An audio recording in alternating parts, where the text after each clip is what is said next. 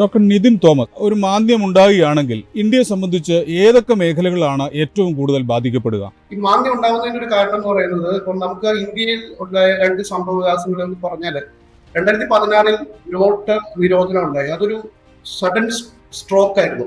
അപ്പൊ അതിനുശേഷം ഇന്ത്യൻ എക്കോണമിയിൽ ഉണ്ടായിരുന്ന ഒരു സ്ലോ ഡൗൺ നമുക്കറിയാം. അതുപോലെ തന്നെ 2020 ലോക്ക്ഡൌൺ ഏർപ്പെടുത്തിയതിനു ശേഷം ഇന്ത്യൻ എക്കോണമിയിൽ ഉണ്ടായിരുന്ന സ്ലോ ഡൗൺ അറിയാം. ഇതുപോലെ എക്കോണമി ഒരു സഡൻ സ്ട്രോക്ക് കൊടുക്കുമ്പോൾ നമ്മൾ പ്രതീക്ഷിക്കുന്ന രീതിയിലല്ല എക്കോണമി എപ്പോഴും ബിഹേവ് ചെയ്യുന്നത്. അതുകൊണ്ട് തന്നെ അമേരിക്ക ഒരു സഡൻ സ്ട്രോക്കാണ് ലോകത്ത് ഇപ്പോൾ നൽകിയിട്ടുള്ളത്.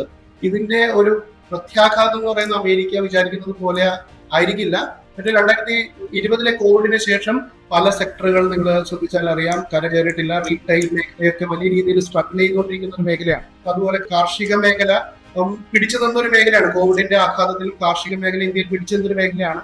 പക്ഷെ ഇപ്പോൾ US നിന്നുള്ള കാർഷിക എക്സ്പോർട്ടുകളും നമ്മൾ അനുവദിക്കുകയാണെങ്കിൽ, ഇമ്പോർട്ട്സ് അനുവദിക്കുകയാണെങ്കിൽ നമ്മുടെ ഒരു അഡ്വാൻറ്റേജ് നഷ്ടപ്പെടുകയും നമ്മുടെ കർഷകർ കോമ്പറ്റീഷൻ അല്ലെങ്കിൽ ലോകമാകമുള്ള അഗ്രികൾച്ചറൽ കോമ്പറ്റീഷന് വിധേയമാവുകയും സ്വാഭാവികമായിട്ടും നമ്മുടെ കർഷകർ അതിൽ വലിയ രീതിയിലുള്ള ദോഷം അനുഭവിക്കുകയും ചെയ്യും എന്നുള്ളതാണ് നിസ്സംശയം പറയാനായിട്ട് പറ്റും.